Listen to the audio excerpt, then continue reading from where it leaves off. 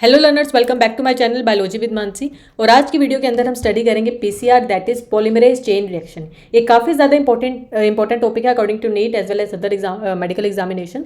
तो स्टार्ट करते हैं पीसीआर को, और हर साल यहाँ से एक नए क्वेश्चन आ जाता है। तो सबसे पहले हमें इसका बेसिक देखना पड़ेगा कि पीसीआर होता क्या है, that is polymerase chain reaction. इसका प्रिंसिपल क्या है? तो देखो, फॉर एग्जाम्पल मेरे पास क्या है, मेरे पास एक ही डीएनए का मॉलिक्यूल है। I have one DNA molecule, और मुझे क्या करना है, इस डीएनए से बिलियन ऑफ कॉपीज बनानी है। मुझे एक डीएनए से मिलियन या बिलियन ऑफ कॉपीज बनानी है डीएनए की।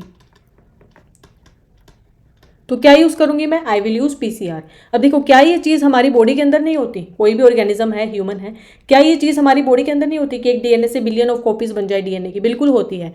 जब किसी की बॉडी में होती है तो उसको हम बोलते हैं इन वीवो, उसको हम बोलते हैं इन वीवो। बट ये काफ़ी ज़्यादा टाइम टेकिंग होते हैं। जब अगर मैं बात करूँ हमारी किसी भी बॉडी के अंदर, किसी भी बॉडी के अंदर रेप्लिकेशन होगा तो it is time taking. But अगर मैं बात करूँ लैब की, इन विट्रो कंडीशन की, अगर मैं बात करूँ लैब के अंदर की, तो लैब के अंदर ये जो प्रोसेस है वो कुछ आवर्स में ही हो जाता है, कुछ मिनट्स और आवर्स में ही हो जाता है। तो ये कम टाइम लेता है। कितना लेता है? कुछ आवर्स, कुछ घंटों के अंदर हम क्या कर सकते हैं, एक डीएनए से बहुत सारी कॉपीज बना सकते हैं डीएनए की। इसी को हम बोलते हैं PCR, that is polymerase chain reaction. तो बेसिकली पीसीआर क्या है? It is a method of gene amplification. हम क्या कर रहे हैं, जीन या फिर मेरा जीन ऑफ इंटरेस्ट, उसको हम क्या कर रहे हैं, बेसिकली उसको हम एम्प्लीफाई कर रहे हैं, उसका हम एम्प्लीफिकेशन कर रहे हैं यूजिंग पीसीआर। ये सबसे पहली बार दिया था कैरी मुलिस ने। काफ़ी इंपॉर्टेंट है, क्वेश्चन आ जाता है यहाँ से कि हु डिस्कवर्ड पीसीआर। तो कैरी मुलिस ने दिया था इन द ईयर 1970। कैरी मुलिस हमारे अमेरिकन बायोकेमिस्ट थे। इन्होंने सबसे पहली बार पीसीआर का कंसेप्ट दिया था।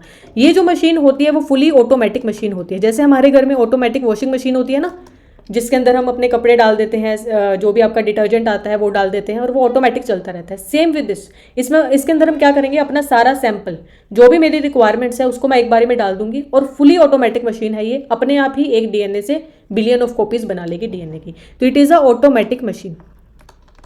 ये ऑटोमेटिक मशीन होती है। इसको हम थर्मोसाइक्लर भी बोलते हैं। देखो, थर्मोसाइक्लर नाम से पता लग रहा है, थर्मो मीन्स कुछ टेम्परेचर का लेना देना है ना। साइक्लर मतलब पूरी साइकिल चलती रहेगी, बार बार रिपीट होगी। तो बेसिकली पीसीआर की जो मशीन होती है वो किस प्रिंसिपल पे काम करती है? It is based on change in temperature. Temperature के हिसाब से काम करती है। अभी हम इसमें पूरे स्टेप्स पढ़ेंगे एक एक करके। हम देखेंगे हर स्टेप में अलग एक टेम्परेचर है। तो थर्मोसाइक्लर इसको क्यों बोला है? Because it is based on change in temperature. Temperature के हिसाब से ये काम करती है, इसलिए इसको हम थर्मोसाइक्लर भी बोलते हैं। अब हम इसकी फटाफट रिक्वायरमेंट्स देख लेते हैं कि क्या क्या रिक्वायरमेंट्स मुझे लगेगी जब मैं कोई भी पीसीआर मशीन को यूज़ करूँगी। तो इसकी रिक्वायरमेंट्स हम देख लेते हैं। तो देखो, रिक्वायरमेंट में सबसे पहली बेसिक रिक्वायरमेंट क्या होगी? जो डीएनए, एक डीएनए से मुझे बिलियन ऑफ कॉपीज बनानी है, तो सबसे पहले डीएनए का सैंपल तो हम लेंगे ना। जिस भी डीएनए की मुझे बिलियन ऑफ कॉपीज बनानी है, सबसे पहले वो डीएनए तो हम लेंगे। तो सबसे पहले इसके अंदर क्या रिक्वायरमेंट्स रहेगा मेरा? DNA to be amplify. जिस भी डीएनए को या फिर जिस भी जीन को मुझे एम्पलीफाई करना है उसको लेना पड़ेगा, ठीक है। सेकेंड रिक्वायरमेंट क्या रहेगी? मुझे कुछ यहाँ पे डीएनटीपीज भी लेने पड़ेंगे, दैट इज डीऑक्सीराइबोन्यूक्लियोटाइड ट्राइफॉस्फेट। कुछ मुझे यहाँ पे डीएनटीपीज भी लगेंगे।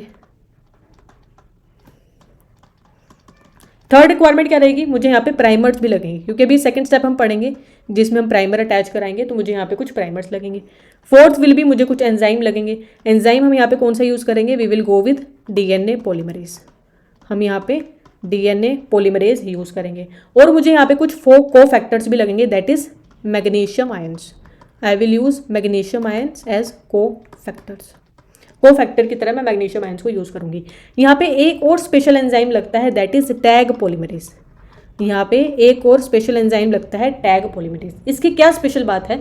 मैंने अभी आपको प्रिंसिपल में बताया कि जो हमारा पीसीआर है इट इज़ अ थर्मोसाइक्लर। ये टेम्परेचर के हिसाब से काम करता है, और टेम्परेचर हम बहुत कम नहीं रखते, यहाँ पे हाई टेम्परेचर रखते हैं। तो हमें कुछ ऐसा एंजाइम चाहिए जो कि इस टेम्परेचर को सहन कर पाए, इस टेम्परेचर को सहन कर पाए।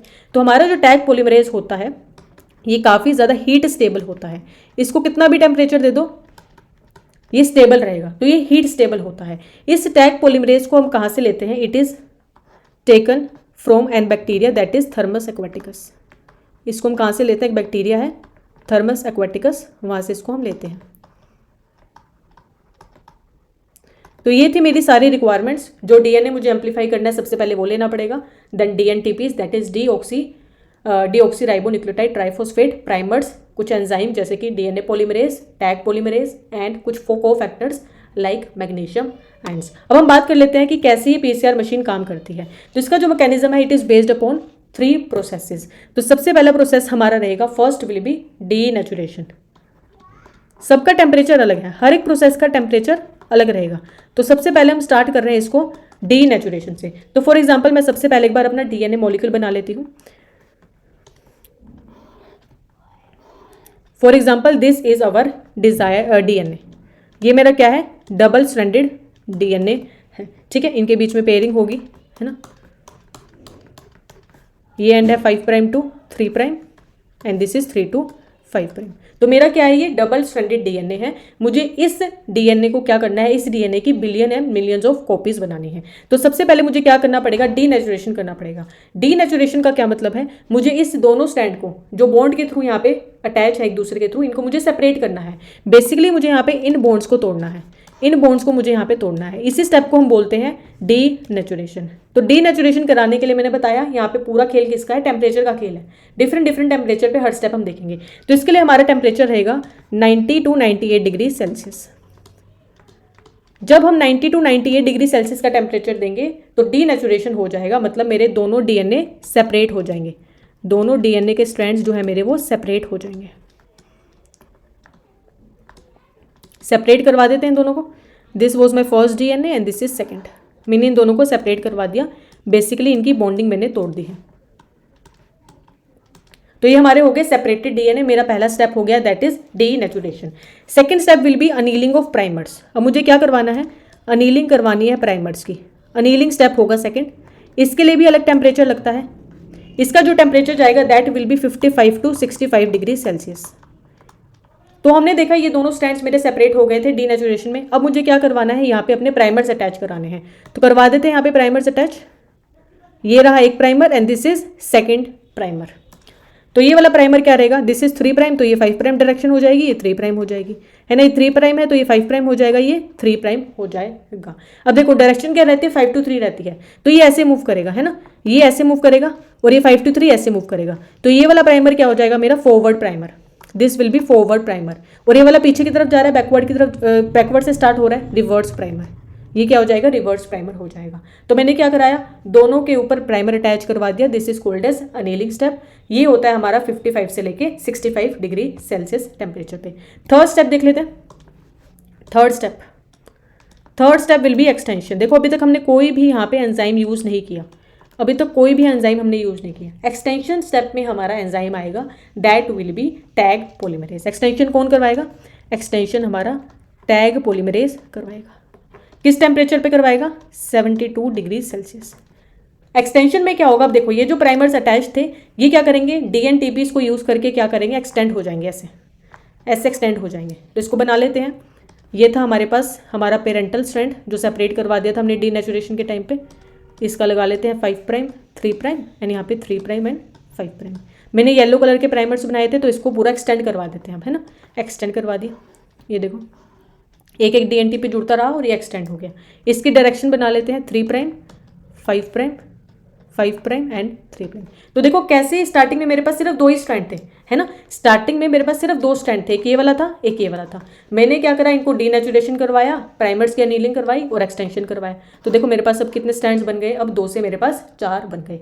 अब ये सिर्फ एक ही साइकिल हुई है, एक साइकिल से 2 से 4 बन गए मेरे पास, है ना। स्टार्टिंग में 2 स्ट्रैंड थे, 2 से 4 बन गए, बट मुझे 4 नहीं बनाने, मुझे मिलियंस बनाने हैं। तो ये साइकिल बार बार रिपीट होगी। ये पूरी साइकिल जो मैंने आपको भी एक दिखाई है ये बार बार रिपीट होगी। तो यहाँ पे क्या चलेंगी, मल्टीपल पीसीआर साइकिल चलेंगी, मल्टीपल पीसीआर साइकिल चलेंगी, ताकि मेरे पास क्या आ जाए, बिलियन ऑफ कॉपीज आ जाए मेरे डीएनए की, बिलियन ऑफ कॉपीज आ जाए मेरे डीएनए की। अब एक फॉर्मूला हम देख लेते हैं कि कैसे हम फॉर्मूले को यूज़ करके निकाल सकते हैं।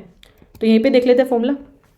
तो फॉर एग्जांपल फॉर्मूला क्या रहता है, अगर मुझे नंबर ऑफ कॉपीज निकालनी है तो फॉर्मूला रहेगा 2 की पावर n, जहाँ पे n क्या होता है, n will be number of cycle, कितनी साइकिल चली, number of cycle. For example मान लो ये साइकिल चली 30 बार, फॉर एग्जाम्पल मैंने ये साइकिल 30 बार चलाई, तो कॉपीज़ कितनी हो जाएंगी, कॉपीज़ विल बी 2 की पावर 30। तो आप निकाल सकते हो, इसको ऐसे कर सकते हो। फॉर एग्जाम्पल 15 है, नंबर ऑफ साइकिल इज 15, तो कॉपीज़ कितनी हो जाएंगी, 2 की पावर 15। तो ये फॉर्मूला हमारा रहता है कि हम कैसे कैसे नंबर ऑफ कॉपीज़ निकाल सकते हैं। अगर हमें कॉपीज़ दी हैं तो हम नंबर ऑफ साइकिल भी निकाल सकते हैं।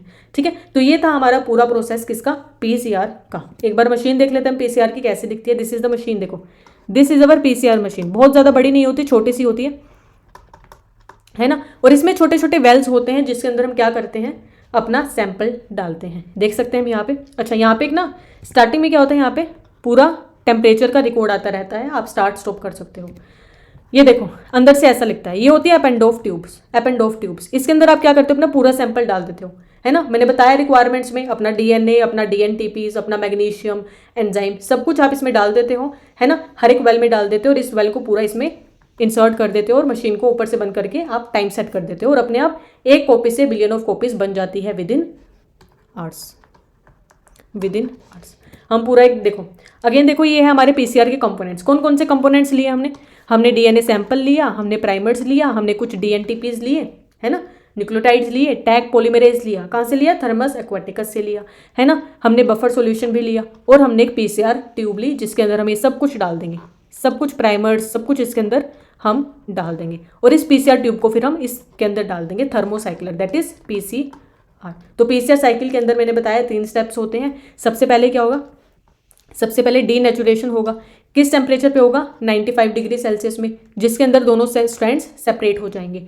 इनके सेपरेट होने के बाद क्या होगा, अनीलिंग होगी, जिसके अंदर हमारे जो प्राइमर्स हैं वो बाइंड कर जाएंगे। 55 डिग्री सेल्सियस पे होगा। प्राइमर्स बाइंड करने के बाद देखो कैसे प्राइमर्स आगे जा रहे हैं, एक्सटेंशन हो रहा है धीरे धीरे, है ना, एक्सटेंशन हो रहा है, देखो एक्सटेंशन हो रहा है। जब ये एक्सटेंशन होगा तो कौन सा एंजाइम करेगा यहाँ पे काम, टैग पॉलीमरेज। टैग पॉलीमरेज इसको एक्सटेंड करवाएगा, टेम्परेचर 72 रहेगा। और देखो यहाँ पे स्टार्टिंग में सिर्फ 2 ही स्ट्रैंड थे ब्लू कलर के और एंड में देखो कितने स्ट्रैंड आ गए, 2 ब्लू एंड 2 रेड्स, तो 4 स्ट्रैंड बन गए। ये हमारी एक साइकिल है। अगर मुझे बिलियन ऑफ कॉपीज बनानी है तो ये साइकिल बहुत बार रिपीट होगी। ये सिर्फ एक साइकिल है, एक साइकिल से 2 स्ट्रैंड से 4 स्ट्रैंड बन गए। बिलियन ऑफ कॉपीज बनाने के लिए ये साइकिल रिपीट होती रहेगी। तो ये था हमारा PCR। आई होप आपको मेरी वीडियो अच्छी लगी होगी। If you like my video don't forget to like, share and subscribe to my channel. Thank you so much. Happy learning.